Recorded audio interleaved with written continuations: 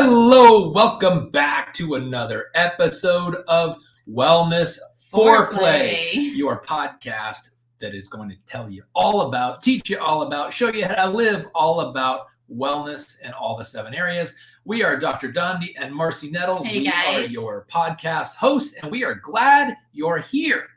Yeah, you know what? This is season 2 of Wellness FOURplay, and we had this grand idea back before season 1 that we could take our backgrounds, because I'm a former police detective, and you? I'm a former family wellness chiropractor and AM talk radio host. And so we thought that we could take those and we could kind of marry them together in our expertise and start to do some investigations into really simple ways that you can implement into your life to get the most optimal wellness out of everything that you do. Because, wellness is not just about your physical body. It has to do with your mind, your soul, your relationships, your finances, your emotions, all the way around. All the way around. So Wellness FOURplay, the way that we do this is we pick one topic each episode and we select 4 questions that we are going to ask about that topic.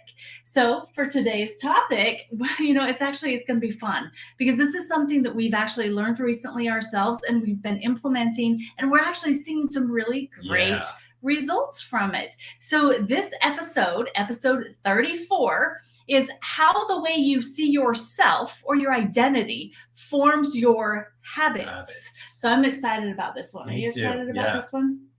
So we always have 4 questions that we ask, and the 4 questions that we're going to be addressing today are: first, where does our identity come from? Second, how are your habits formed by how you see yourself? Third, what are ways you can start to change the way you see yourself? And fourth, how can you start to change the habits you already have? So if you're a first-time listener or viewer, we do this kind of a unique way. We actually stream live through 2 different Facebook profiles as well as YouTube at the same time. And then we upload this to all of the different podcasts platforms as well. So we have viewers and we have listeners. So welcome, whichever way that you are seeing this information or hearing it. We are so glad you're here with us. Yes, absolute honor to be your presenters and share this information, because our entire goal is to allow you to become more informed, because when you're more informed, you're a better health advocate for yourself, and you kind of take the reins of your own health, be in the driver's seat, if you will. That's our goal for you, is that we empower you and actually encourage you to be the driver of your own health and rely on your own approach to it and be your own health advocate, and then just allow the doctors to provide the care that you, or the care or service or outcome you're looking for. You select where you want to go, and that comes with empowering or knowledge, which is the foreplay to your health. Yeah, I love it. Thank you for that. Okay, so we also want you to know, don't get overwhelmed. This is all a focus of just becoming 1% better every single day. So as we go through this information, don't think that you have to, in every aspect of your life, be making these changes, but just pick things here and there that you can start to focus on that will help you become 1% better every day. So you ready for question number 1? Yes, let's bring it. All right, let's get to this one. All right, so question number 1 is, where does our identity come from? Such a good question, because ultimately, your identity comes from God. You were created in such a way that He gave you a purpose and He made you perfect. But just like a brand new computer, when you put humans' hands on it or humans' influence, all kinds of things gets downloaded into our brains or into that computer that's not necessarily good for us or the truth. And it starts to create problems inside of the thinking process or the way that the computer works, right? And when that happens, then you start to have slowing down. You start to have bad output because of the input that had happened. And you have to find ways to be able to renew your mind, just like you would go and have your computer refreshed, right? And so it's really the input that happens into our minds as we live our lives, right? By people. Programming. Yeah, it's the programming, exactly.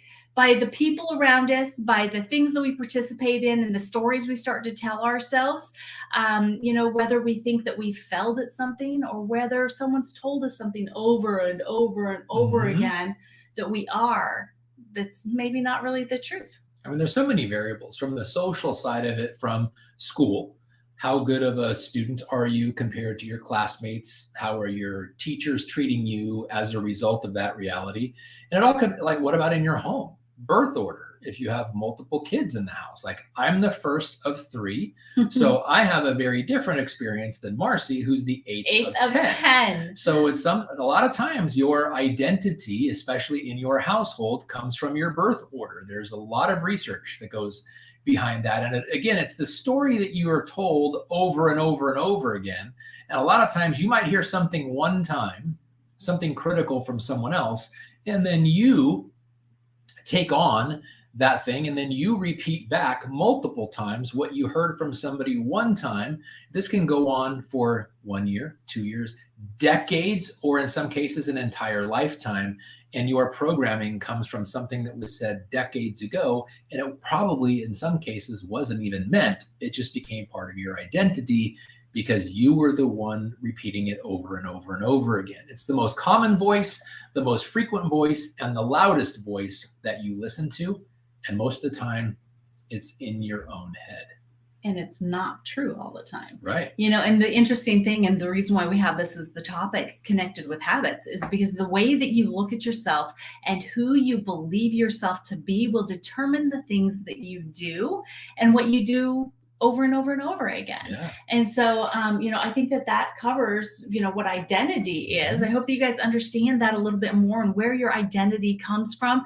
And that sometimes the way that you feel about yourself is not really truly who you are. It's just what has been formed up in your mind within a story. And if you're not happy with it, guess what?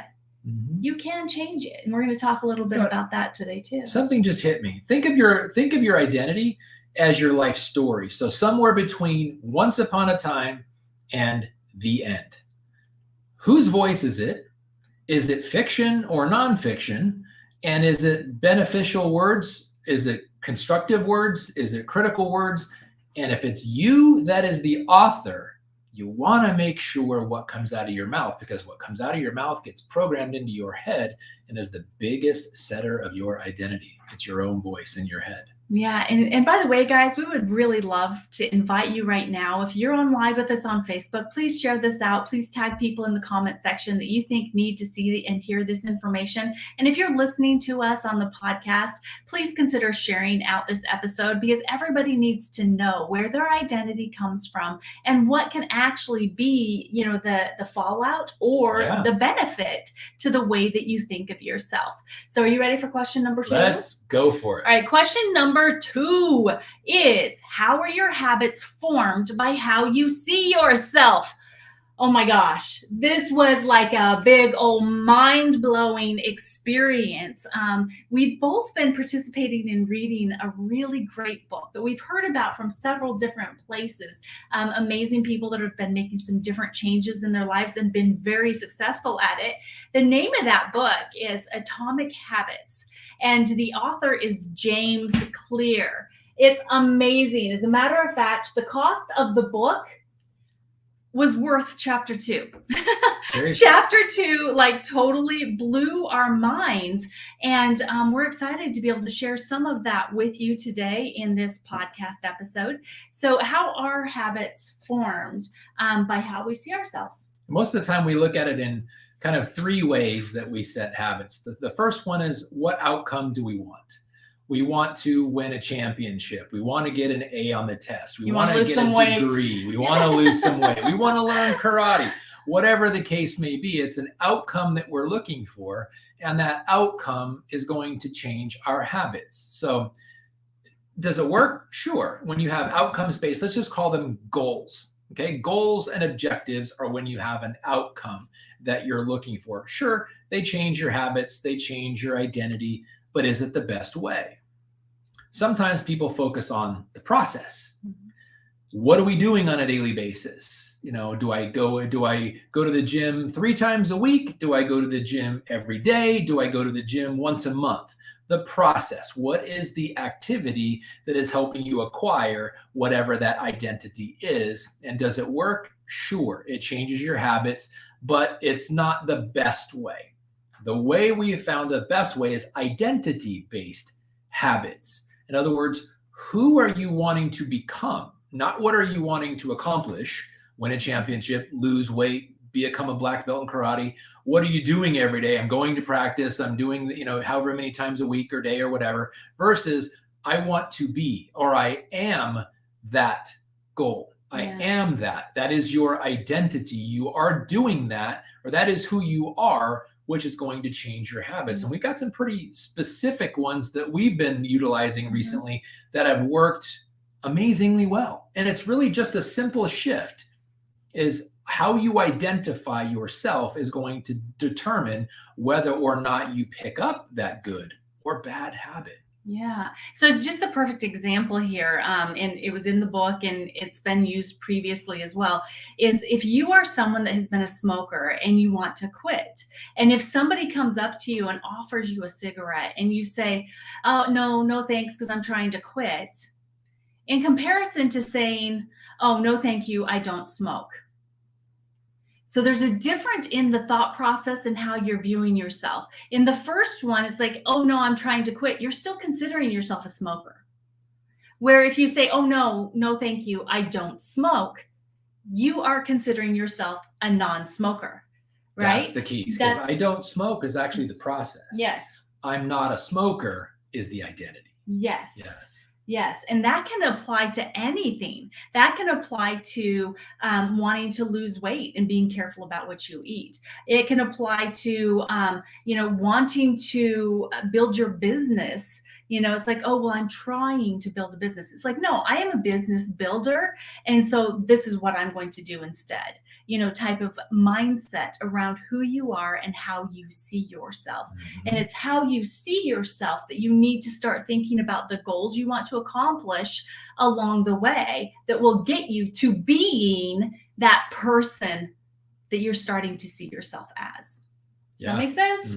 I hope that makes sense, everybody. I hope that makes sense. We're going to go deeper into that with question number 3 and number 4. But we just really wanted to touch on how you see yourself can actually kind of change your habits. And we're going to move into how you can start to see yourself in different lights. Ready for that? Absolutely. All right. So let's go to question number 3. Question number 3 is, what are ways you can start to change the way you see yourself? Oh, this was just like a huge aha in this book. So in the book, it says basically that any behavior you have that's incongruent with yourself will not last. And so the first thing you have to do is determine who you are you, right? Who do you want to be? And it doesn't mean right in the second, who are you? But down the road, what outcome do you want as being an individual and as a person? Who do you want to be? Okay. And so, you really have to kind of take a step back from how you're viewing yourself now, or have been before this podcast, how you were viewing yourself before this podcast, and making the conscious decision to identify what type of a person you want to be. Because before you can change your habits, you need to identify the type of a person you want to be. So good. Yeah. So Dondi and I actually did that, and I wrote down some descriptives. And this is it's in more my words than in Dondi's, but I think that we're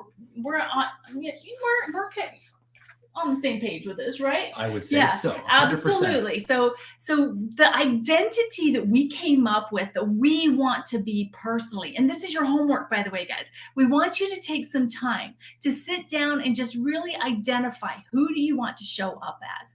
Ultimately, starting baby steps to the beginning and walking towards the outcome of that identity. Okay. So for us, we are disciples of Christ, thriving lovers, parents of the next generation of awesome, elite athletes. Don't laugh at me right now. If you're looking at me, you're like, you're not an elite athlete. It's like, absolutely I am. I am I am an elite athlete, and we are leaders of leaders, inspiring change through our action. So those are the things that we came up with for our identity. And this is the place that we are going to have as our platform or our foundation for the decisions that we start to make that will start to become our new habits. Mm-hmm. So that, you just really have to start with seeing yourself differently and not accepting the old story or the old identity that you had of yourself before. Well, I want to share something along those lines because it really comes down, because this is all about habits. And Marcy and I we're going on our 3rd month now of working out, going to the gym almost every day.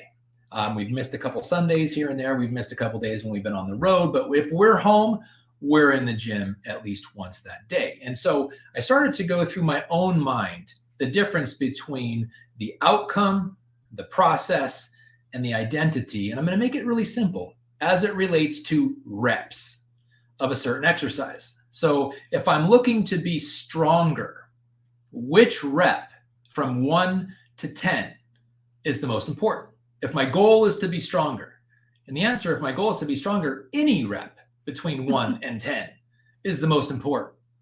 But if I want to if I want to get an outcome, I want to bench 250 pounds.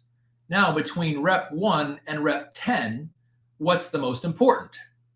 Rep 10.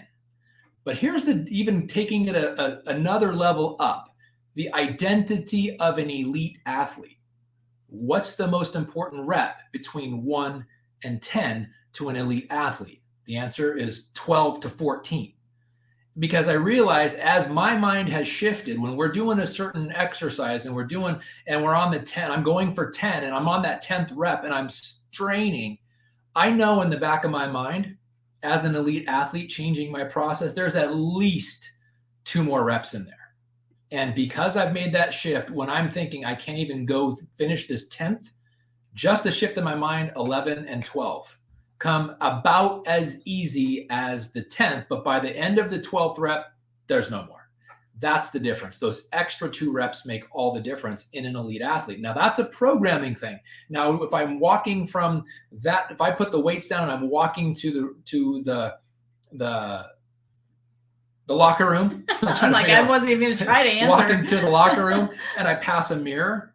Do I look at myself and go, right now in the mirror, you look like an elite athlete? No, I don't look like one now. But in my head, a year from now, it's going to look a lot closer to that ideal because the 11th and 12th reps are happening every single set. That's the difference. 365% more you will be in 1 year because it's just 1% every day. Single day that we want to be working towards improvement, right? 1%. So don't overwhelm. That's an internal battle because your old habits, oh, come on, you can't do it. That 10, no, that was done. You don't have another one in there. You have the ability to shut the mouth of your old habits more than anything else. And you can do it by making a decision to do it. You just have to decide. What identity are you going for? Yeah. What is it? You define that too. No one else can define it. So remember, this is part of your homework, okay? So you want to go through in different areas of your life where you'd like to have improvement and where you may not have the best positive attitude about yourself. And you want to be able to identify the type of person that you want to show up as, okay? So this is the thing, guys.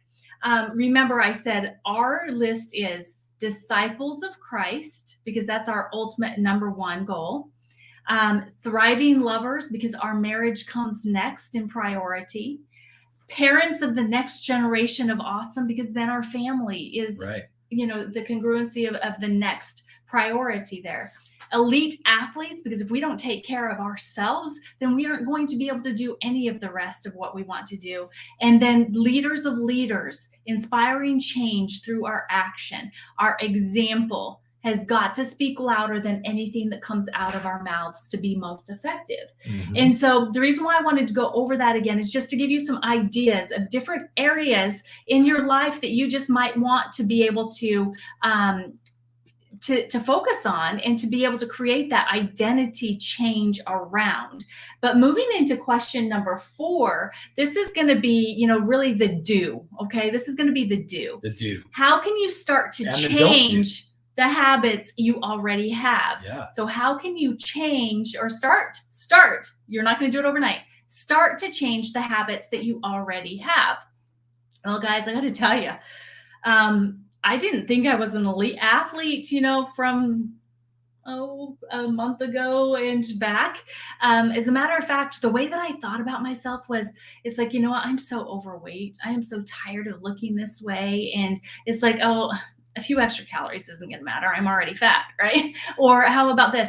I'm not a morning person. I have to get my minimum of 8 hours sleep, or else I am just not good to anybody in the world, you know, or I'm just not the leader that someone would really follow. Right. And so those were negative. Those were negative identities. Those were negative, lies. That I was telling myself that came from somewhere. It doesn't matter where they came from, but I was, you know, repeating it over and over in my mind. And none of those things were true. Because once we decided on our new list of who we are and who we are going to show up as, our new identity, it's like, no, things did not just change overnight. But in the 1% process, what we've been able to do is to start asking ourselves questions around this new identity when we have a decision to make. As simply as when I'm driving down the road and somebody's a jerk and I could totally road rage at them, I can ask myself, would a disciple of Christ react that way? That's good. And instantly the answer is no, right? And so I'm not going to act that way. Or how about when I wake up in the morning with my alarm and it's set for 5:30 a.m. now instead of 7, I am not going to hit snooze like I would have before, because I am telling myself an elite athlete would not hit snooze. They would get up and get ready and go to the gym. That's good. Right? Yeah. So it's a matter of, and when our kids, you know, how many times can they light your fuse? All the time, right? Constantly. Right? Constantly. So if we're going to be the parents of the next generation of awesome, are we going to blow up every time? Right? So when we have the opportunity to react something, we can then stop and hesitate for a second just to ask that question. Would a parent of the next generation of awesome react that way? Because how awesome are they going to be if we do? Right. You know, you made me think about when you're saying that, especially with regard to your kids or when anyone is around, how you behave in private should be the same with regard to these identity things that how you behave in public. And let me give you an example. So with regard to our goal to be, you know, raising the next generation of awesome, if we're at the grocery store with our kids and we take something off of the shelf and put it in our cart, and then through discussion, we already have some of those at home, but by this time we're on the other side of the store. Do you take that object and put it on a shelf anywhere? Or do you walk back all the way to the other side of the store and put it back on the shelf where you took it from? Now, as disciples of Christ, as parents who want to raise the next generation of awesome, they're watching us more than we know. And that is going to make an impression on them, whether we take the bottle of ketchup and stick it in the plant food on the other side of the store, or say, hold on, I'll be right back. And you walk, and they watch you walk all the way to the other side of the store, and they know where you put it. That is a lesson they will not forget. And next time they find themselves in that situation, what example are they going off of? Now, it's all about the majority of the time. Everybody slips up. And I try that to be no exceptions. I don't care how far away it is. We're going to go take it back and put it right back where it came from, because it's just a matter of principle. Yeah. Well, that's really why doing the right thing is the right thing. Yeah. You can actually even take that one step further, because we truly want to teach our kids to be able to go the extra mile, to not just do what someone else expects of you, but to do more. And so, you know, one of my, oh my gosh, I do have some pet peeves, and one of those is finding freezer items in a regular grocery aisle. Like somebody grabbed a thing of ice cream and they decided they didn't want it, and so they set it down on with a pasta. Mm-hmm. And that drives me nuts. I didn't do it. I could turn my head and not do anything about it. But the thing that I should do, maybe not take it back to the freezer aisle, but at least take it and give it to someone that works at the store so they can take care of it properly. Because if it's been sitting out long enough, I wouldn't want to go buy something that had been refrozen after it defrosted, right? But giving it to someone that can take care of it properly, it's just going the extra mile, right? And that is also part of the example thing, because yes, we run a big business, an international business, where we get to work with amazing people around the world. And so when I talked about us being leaders of leaders, inspiring change through our action, guess what? It doesn't just pertain to our business. Life. It pertains to our children as well. It pertains to anyone that we are around. Our example needs to be higher. And so having that identity that we are leaders of leaders, inspiring, right? Inspiring change through our action can pertain to everything. Yeah. And we're actually in our media room at home, and we have a window that we look out. We see our neighbors across the street. And this is just something that flashed into my mind. When you decide to just be a person of character, and we are by no means tooting our own horns, but this is something that comes back. We have neighbors across the street. 1% every day. Remember, 1% every day. 1% better every day. Mondays are trash days here in our neighborhood. So at 6 o'clock in the morning, the garbage trucks come and they empty our garbage cans. Well, as a routine, what I normally do is I go pull our garbage cans off the curb, put them away, and I walk across the street and take our neighbors' garbage cans and just put them up against their garage door. They've never asked me to do it. I just felt inclined to do it one day, and I do it every week. Well, I realized that they have cameras on their house. They've got security cameras everywhere. They must have watched the security cameras, because I was sitting in this office one day on a Monday morning, and it got a little late in the morning, and I watched our neighbor from across the street walk over here, take our garbage can and walk it up and put it next to in front of the garage door. And I thought, how amazing. She must have, I never told her. I didn't know if she knew who did it. They must have watched the security footage and then returned the favor. And it made me feel, I'm getting even emotional about it right now. It made me feel so special that they returned that favor, but that's not why I did it. I did it because I care about them, and they're always gone and they're really busy, and I work from home and it's easy for me to do it. Yeah. But the fact that they reciprocated that made all the difference in the world. And that is a fringe benefit. Don't make the reciprocity or the expectation of someone else doing for you what you're doing for them. Don't make that your goal, but receive it when it happens, because that's just a confirmation that what you were doing was right. What you were doing made an impact, and they now wanted to return the favor. If you could live your life that way every single day, which we try to, it is such a fulfilling life. No, some days we don't have the time. Some days we just forget. Some days I look at it and go, I don't want to do it today. Well, and sometimes just our humanness comes out, right? Sometimes I do get a little bit road ragey, and sometimes I do get a little bit the irritated wife, right? Sometimes I do, but it's a matter of catching ourselves and reminding ourselves that that is not who we are. And would the type of person that we've decided our identity is act that way, right, or do that thing? I don't know. I hope that this has helped you guys, because it has changed our lives so much. Being able to identify who we truly want to become, and then starting to step into it 1% each and every day, more and more, creating habits. Because the thing is that just because we did it one morning, just because I got up with my alarm one morning and said, yes, that's exactly what an elite athlete would do, doesn't mean that I am that elite athlete. But what you do over and over again is what becomes your habits. And it is your habits that you will just fall into naturally once it becomes a habit. That's the scary thing about a habit, is that it can be bad, but it can be good, right? And the more that we do these good habits over and over and over again, the closer and closest you get to becoming exactly who you want to be and how you want to show up in this world. Right.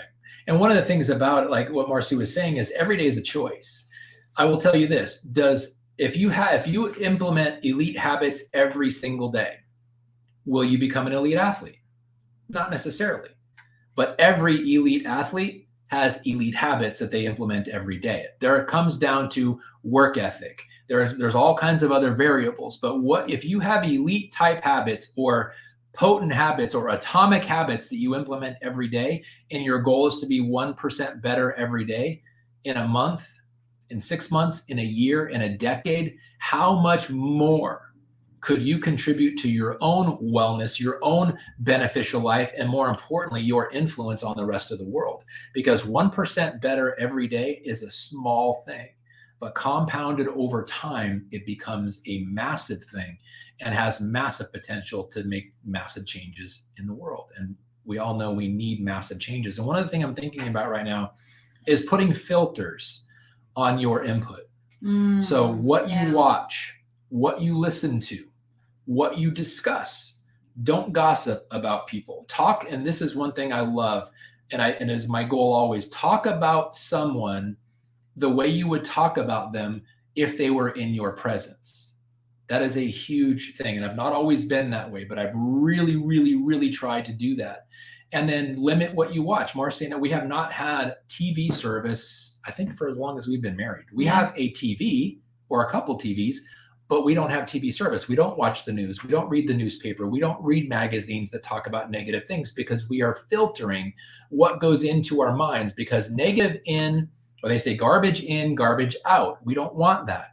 We don't listen to things, foul languages. We don't, for very rarely do we ever watch R-rated movies. I used to when I was younger, but now when, again, we're raising another generation, R-rated movies usually come with some language, some subject matter, and some other things that are not applicable in the positive style or positive life or the example we want to set for our children. Yeah. And as a result, we do that voluntarily. So put filters on what you listen to, what you watch, what you hear, what you say, and it's much, much easier to live a higher caliber of identity when you filter those things and allow keep a negativity at bay and let in all the positivity that will make a massive change, especially if you do it every single day. Yep, exactly. So guys, thank you so much for being here with us for episode number 34 of Wellness FOURplay. Yes. You know, it's just been all about your identity and how your habits come from how you see yourself.